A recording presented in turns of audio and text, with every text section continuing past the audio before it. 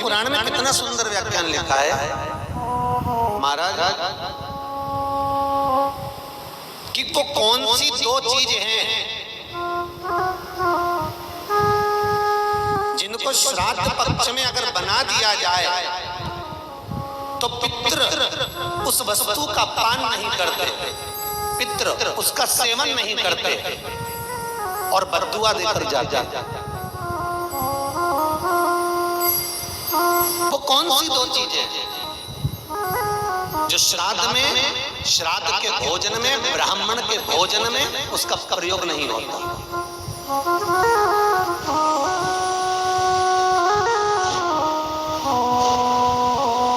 महाराज अग्नि पुराण, पद्म पुराण और गरुड़ पुराण तीनों में ये लेख मिल जाएगा। बड़े प्रेम से पढ़ेंगे तो मनुस्मृति में भी मिल जाएगा। कोमड़ा,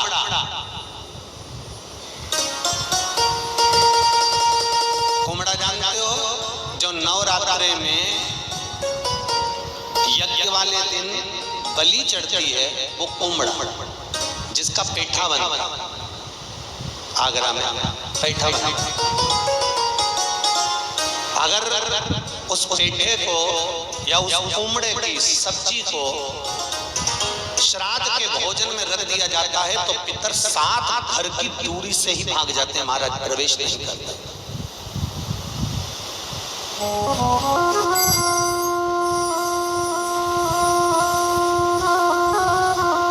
वो जो पेठा होता है आप अनायास कभी खाओ, मना नहीं है, पर श्राद्ध के भोजन में, श्राद्ध के भाग में वो नहीं रखा जाता।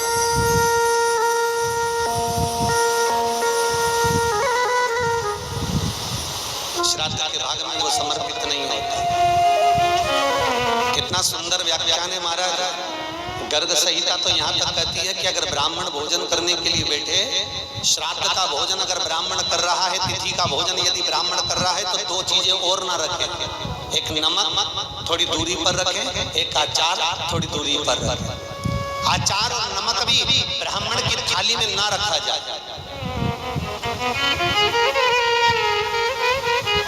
कटोरी अलग से सजा कर रख दो, आप अलग से आप रख दीजिए, वो लेना होगा तो ले लेगा, पर जिसका तुम संकल्प ले रहे हो, जिस पर तुम पानी फेर रहे हो, जिस थाली को ब्राह्मण के सम्मुख में लेकर जा रहे हो, उसका भान होना चाहिए, उसका स्मरण मत।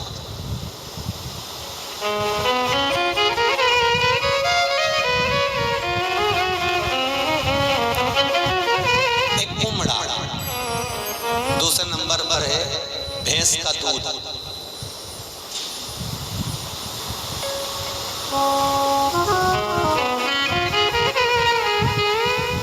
यमराज पाड़े पर बैठता है, देवी भागवत का स्मरण करिएगा कभी।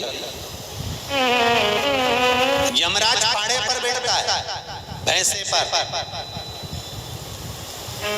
और जब पितृलोक से पितरों को लेकर जाया जाता है, पितरों के देवता आर्यमा स्वामी जब कौए पर पितरों को बिठाकर दरवाजे पर लेकर जाते हैं तो यमराज बीच मार्ग में मिलता है महाराज, और यमराज बीच मार्ग में मिलता है तो आर्यमा स्वामी को प्रणाम करता है यमराज, और प्रणाम करता है तब आर्यमा स्वामी कहते हैं यमराज तुम यहाँ कैसे आना होगा? यमराज कहते हैं प्रभु आज पितृलोक भूमि पर जाएंगे और अपने अपने घर का भाग ग्रहण करेंगे। मेरा निवेदन केवल इतना सा है, अगर पृथ्वी पर जाकर ये जिस पाड़े पर मैं बैठता हूँ, जिस भैंसे पर मैं बैठता हूँ, इसी की कुल की माता अगर भैंस का दूध का अगर पान कर आएंगे तो उनको त्राण भोगना पड़ेगा। इसलिए इन पितरों से कह दिया जाए कि मृत्यु लोक में जाएं तो भैंस के दूध की बनी हुई सामग्री का पान ना करें। कितना सुंदर व्याख्यान श्राद्ध पक्ष में वर्णन किया गया है कि केवल गौ माता के दूध से अगर आप खीर बना सकते हो तो वो पवई। यहाँ तक कहा गया बाजार से मावे की मिठाई लाकर भी श्राद्ध की थाली में न रखिए। घर में हलवा बना लो, सीरा बना लो, बन सके खोपरा पाक बना लो, और बन सके गुलाब जामुन आदि जो सामग्री बनाना है आपको, तो वो घर के मावे को सिद्ध कर कर ही बनाई जाए। नहीं तो बेसन की चक्की बना लो, इमरती बना लो, पर उसका प्रमाण हमारे यहाँ एक एक चीज का वर्णन किया गया है। हमारा एक एक चीज समय नहीं बनाई जाती। एक तो कोमड़ा, दूसरा पत्ता गोभी, जो बंद गोभी होती है ना, वो बंद गोभी जो होती है ना पत्ता पत्ता वाली, उसकी भी सब्जी पितरों के ब्राह्मण अगर भोजन करता है तो उसमें नहीं बनाई जाती। एक कुमड़ा, ये जो पेठा बनता है ना कुमड़ा का, ये भी श्राद्ध पक्ष में नहीं खिलाया जाता। शुभम साथियों, तो गुरुदेव ने बहुत ही अच्छे से बताया है कि श्राद्ध पक्ष में अगर पितरों का आशीर्वाद चाहिए, हमारे पितर हमें आशीर्वाद दे करके जाएं, तो ज़रूर और ज़रूर इन 5-7 चीज़ों का बातों का ज़रूर ध्यान रखें। एक कुमड़ा जो सफ़ेद कलर का होता है, कद्दू नहीं, पम्पकिन अलग होता है, वह पीला होता है। इस तरह से हमें ध्यान रखना है, कुमड़ा जो सफ़ेद कलर का होता है सिर्फ उसी की सब्ज़ी नहीं बनाए, साथ ही में पत्ता गोभी की भी सब्ज़ी नहीं बनाए। तो दो तो सब्ज़ी हमें बिल्कुल नहीं बनानी है। साथ ही में अचार और नमक भी ब्राह्मण देवता की थाली में बिल्कुल भी नहीं परोसना चाहिए। साथ ही में भैंस से का जो दूध होता है भैंस का, उससे बना हुआ कोई भी सामग्री ब्राह्मण की थाली में नहीं रखें, और बाज़ार से लाके भी कोई मिठाई ब्राह्मण की थाली में नहीं रखनी चाहिए। बन सके तो हमारे घर में ही हम हलवा बना दें या कोई और अन्य मिठाई बना दें, पर भैंस के दूध से बनी हुई मिठाई खीर ब्राह्मण देवता को नहीं परोसें। साथ ही में गुरुदेव ने अपनी कथा में ये भी बताया था कि जब भी आप ब्राह्मण देवता को भोजन कराएं, उनका मुख दक्षिण दिशा की ओर हो तो ज़्यादा अच्छा रहता है। जब ब्राह्मण देवता हमारे यहाँ भोजन कर रहे हों, तो जो वो समय होता है 10 से सुबह 12 बजे के बीच में ब्राह्मण देवता भोजन करें। जब ब्राह्मण देवता भोजन कर रहे हो तो जो हमारा परेंडा होता है, हम जब पानी भर के रखते हैं, वहाँ पर कोई भी सुगंधित धूप बत्ती अगर हम प्रज्वलित कर देते हैं या घी का दीपक लंबी बाती का जला देते हैं, तो हमारे पितर अति प्रसन्न हो जाते हैं, खुश हो जाते हैं और हमें भर भर के आशीर्वाद दे करके जाते हैं।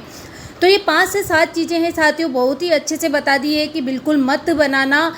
अगर आपके कोई प्रश्न रहते हैं कमेंट जरूर करना। साथ ही में एक चीज़ का जरूर ध्यान रखना, सर्व पितृ अमावस्या के दिन एक लंबी बाती का दीपक, जहाँ कुआं हो, बावड़ी हो या जलाशय हो, वहाँ पर दक्षिण दिशा की ओर लंबी बाती का मुख रहे, घी का दीपक भर करके जरूर प्रज्वलित करके आएँ, जिससे हमारे सारे देवता पितृ प्रसन्न हो जाते हैं। चाहे हमने उनका श्राद्ध किया या नहीं किया, तर्पण किया या नहीं किया, पर दीपक लगाने मात्र से वह खुश हो जाते हैं।